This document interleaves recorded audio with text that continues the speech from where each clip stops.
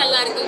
படத்தை வந்து நான் வந்து அணுவா ரசிச்சு தான் ஒவ்வொரு விஷயத்தையும் நான் பண்ணேன். நம்மளோட படிப்புக்காகவும் நம்மளோட திறமைக்காகவும் நம்மளுக்கு ஒரு வாய்ப்பு கிடைக்கணுமே தவிர, ஏன்னா எல்லா துறையுமே புனிதமான துறை தான், இன்க்ளூடிங் சினிமா இண்டஸ்ட்ரி. அதில் இதுக்காக யூஸ் பண்ணி அவங்களோட என்ன சொல்கிறது சுய இதுக்காக வந்து யூஸ் பண்ணி, புரியுதுங்களா? அப்போ இவங்க தெரியாமல் தானே வராங்க. வந்ததுக்கப்புறம் அவங்க படிக்கிறாங்க, அது வேறு விஷயம். சாதிக்காமல் அவ்வளோ திறமையோட சாவறான் தெரியுங்களா? அதை விட ஒரு அவல நிலை வேறு எதுவுமே கிடையாது. யார் இங்கே இத்தனை பேர் நிற்கிறீங்க, யாருக்குள்ளேயாவது இல்லைன்னு சொல்லுங்கள். இந்த மாதிரி ஒரு ஆசை இல்லைன்னு சொல்லுங்கள். அதாவதுங்க, காசு மட்டுமே ஒரு பெரிய விஷயம் கிடையாது.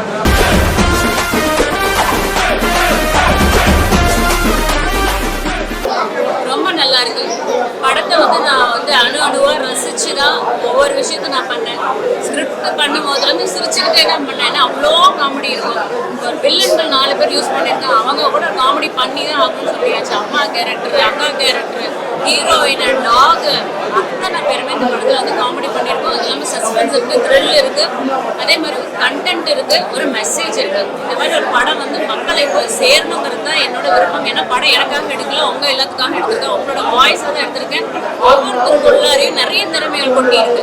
அந்த திறமைகளை வந்து வெளியே காமிக்கணும்னா கண்டிப்பாக ஒரு வாய்ப்பு வேணும். அந்த வாய்ப்பு நேர்மையான வழியில் தான் கிடைக்கணுங்கிறது தான் இந்த படத்தோட நோக்கம். இன்னும் ஸ்ட்ராங்காக சொல்லணும் அப்படின்னா, நம்மளோட படிப்புக்காகவும் நம்மளோட திறமைக்காகவும் நம்மளுக்கு ஒரு வாய்ப்பு கிடைக்கணுமே தவிர, டிமாண்ட்ஸ் வச்சோ ரெக்கமெண்டேஷன் வச்சோ, இல்லை வந்து நான் ஒரு ஸ்டார் கிட்ட அதனால எனக்கு ஈஸி என்ட்ரி கிடைச்சிருச்சு, இல்லை வந்து இன்வெஸ்ட்மெண்ட் பண்ண அதனால கிடைச்சிருச்சு அப்படின்னு நம்ம வந்து ஒரு விஷயத்தை ஜெயிச்சாலும் அது உண்மையான உழைப்பாவோ உண்மையான ஒரு வெற்றியா இருக்கிறதுக்கு வாய்ப்பே இல்லை. நம்மளை நாம ஏமாத்திக்கிறது தான் அர்த்தம்.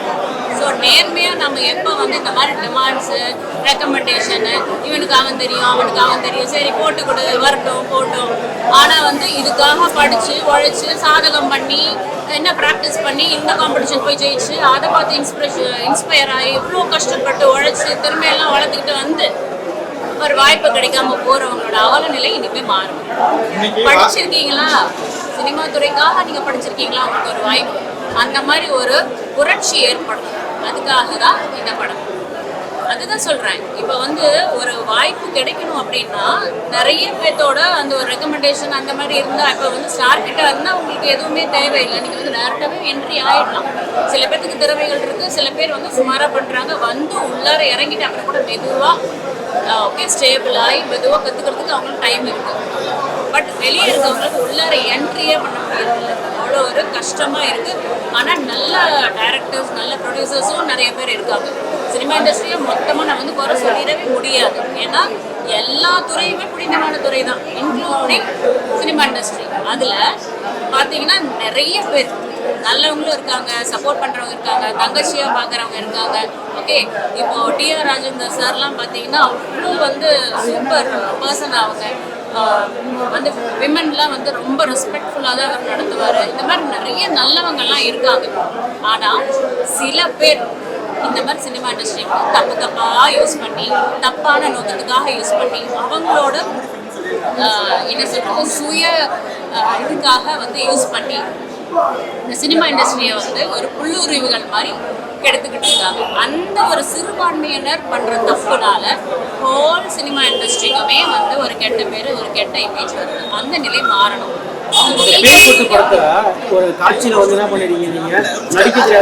யாரையுமே தாக்கல, உண்மையதான் சொல்லுங்க. யாரை மீன் பண்ணா, இப்போ வந்து ஒரு டிமாண்ட்ஸ்னால ஓகேன்னு சொல்லி ஒரு சான்ஸ் கிடைக்குதுன்னு வச்சுக்கீங்களேன். நீ படிக்கவும் இல்லை, இஎஃப்எக்ஸ்னா என்ன, எத்தனை ஆங்கிள் வைக்கணும், ஒரு லைட் எந்தெந்த இடத்துல வச்சாங்க உங்களுக்கு வந்து கேமராவுக்கு வந்து உங்களுக்கு கரெக்ட் ஃபோக்கஸ் இருக்கும், எக்ஸ்போஷர் இருக்கா, ஓகே ஐஎஸ்ஓ எவ்வளோ வைக்கணும், டிபார்ச்சர்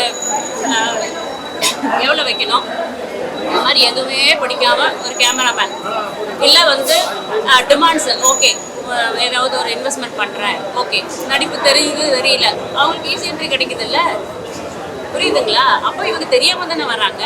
வந்ததுக்கப்புறம் அவங்க படிக்கிறாங்க, அது வேற விஷயம். ஆனால் படித்து தேர்ந்து இதுக்காகவே ப்ரொஃபஷனலாக உட்காந்துட்டு இருக்கவங்க எவ்வளோ பேர் இருக்காங்களேங்க. வீட்டுக்குள்ளே எத்தனை பேர் கதறிட்டு இருக்கிறாங்க.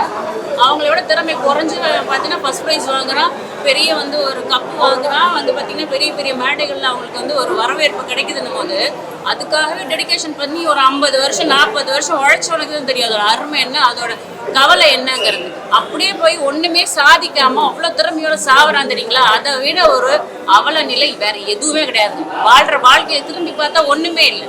யோசிச்சு பாருங்க, படிக்கிறோம், உழைக்கிறோம், சாதிக்கிறோம், என்னென்னமோ வேலை பண்றோம், இங்கேயும் அங்கேயும் அடிபடுறோம், சரியா, சம்பாதிக்கிறோம், எல்லாமே யாருக்காக பண்றோம்? ஃபேமிலியில இருக்கவங்களுக்காக பண்றோம். நம்மளுக்காக என்ன பண்றோம்? நம்மளுக்குன்னு ஒரே ஒரு ட்ரீம் இருக்கு. என்ன ட்ரீம்? நாமளும் ஏதோ ஒன்று சாதிக்கணும், நாமளும் ஏதோ ஒரு 4 பேருக்கு தெரிஞ்ச மாதிரி ஒரு பாப்புலர் ஆயிட மாட்டோமா? யாருக்குள்ள இல்லைன்னு சொல்லுங்க பார்க்கலாம். நான் தப்பா சொன்னா என்ன மன்னிச்சிருங்க. யார் இங்க இத்தனை பேர் நிக்கிறீங்க, யாருக்குள்ளேயாவது இல்லைன்னு சொல்லுங்க. இந்த மாதிரி ஒரு ஆசை இல்லைன்னு சொல்லுங்க. அதாவதுங்க, காசு மட்டுமே ஒரு பெரிய விஷயம் கிடையாது. காசு யாரோட சம்பாதிக்கலாம். ஒரு பொட்டி கடை வச்சிருக்கவங்க கூட ஓவர் நைட் பண்ண 20,000 சம்பாரிச்சு போயிடலாம். ஆனா ஒரு அங்கீகாரம், that is very very difficult to get it. அதுக்கு ரொம்ப நேர்மையாகவும் ரொம்ப உழைப்பும் ரொம்ப பொறுமையும் ரொம்ப நிதானமும் ரொம்பவும் பக்குவமும் இருந்தால் மட்டுமே இதில் வந்துங்க ஒரு எந்த துறையாக இருக்கட்டும், not only cinema industry, all industry, இந்த மாதிரி விஷயங்கள் இருந்தால் மட்டுமே, நேர்மையாக இருந்தால் மட்டுமே நம்மளால் ஒரு அங்கீகாரத்தை பெற முடியும். அதை தான் அந்த கருத்தாக சொல்லியிருக்கேன். ஒன்றுமே தெரியாமல் கூட டக்கு டக்குன்னு மேலே வந்துடுறாங்க இல்லையா? மியூசிக்கே போட தெரியல, மியூசிக்லாம் படிக்கணுமான்னு கேட்குற ஒருத்தர் அவன் மியூசிக் டைரக்டர். புரியுதுங்களா? இப்போ படிச்சுட்டு இல்லை காலேஜில் வந்து பிஹெச்டி பண்ணவங்கெல்லாம் வீட்டுக்குள்ளே உட்காந்து பாட்டு கிளாஸ் எடுக்கிறாங்க. இசைன்னா என்னன்னு தெரியல, ராகம்னு என்ன தெரியல. புரியுதுங்களா? இப்போ நான் பேசுறேன்னா நான் படிச்சுட்டு வந்திருக்கேன், இசை படிச்சுட்டு வந்திருக்கேன். புரியுதுங்களா? நான் எல்லாமே படிச்சுட்டேன், எனக்கு எல்லாமே தெரியும் நான் சொல்லலை. இசைங்கிறது ஒரு கடல். அதே மாதிரி சினிமா இண்டஸ்ட்ரி ஒரு கடல். அதில் ஒருத்தர் வந்து ஒரு கப்பு குடிப்பாங்க, ஒரு அண்டா குடிப்பாங்க, ஒரு மக்கு குடிப்பாங்க. அது அவங்களோட ஒரு கெப்பாசிட்டி. அது மாதிரி நான் ஏதோ ஓரளவுக்கு நான் கொஞ்சம் படிச்சுட்டு வந்துட்டேன்னு வச்சுக்கீங்களேன். அப்போ இந்த ராகங்கள் பற்றியோ அதை வச்சு அதோட அடிப்படையில் ஒரு மியூசிக்கை போட்டால் அதை கேட்டால் கேட்குறவங்களுக்கு மனசில் பதியும். இப்போ இருக்க பாட்டு நீங்கள் சொல்லுங்கள், ஒரு வரி மனசில் பதியுதா? இப்படியே வந்து இப்படியே போயிடும். வீட்டுக்கு போனதுக்கப்புறம் அந்த பாட்டு ரீங்காரம் இருக்கா? ஆனால் பழைய பாடல்கள் நீங்கள் யோசிச்சு பாருங்க, பழைய பாடல்கள் நீங்கள் யோசிச்சு பாருங்க. ஒவ்வொரு பாட்டும் நம்ம ஒரு தடவை காலையில் கேட்டால் ஒரு வாரத்துக்கு மனசில் ஓடிக்கிட்டே, அந்த வரிகளும் ஓடுது, டியூன் ஓடுது, அப்படியே நம்மளால ரசிக்க தோணுது. அதுதான் விஷயம்.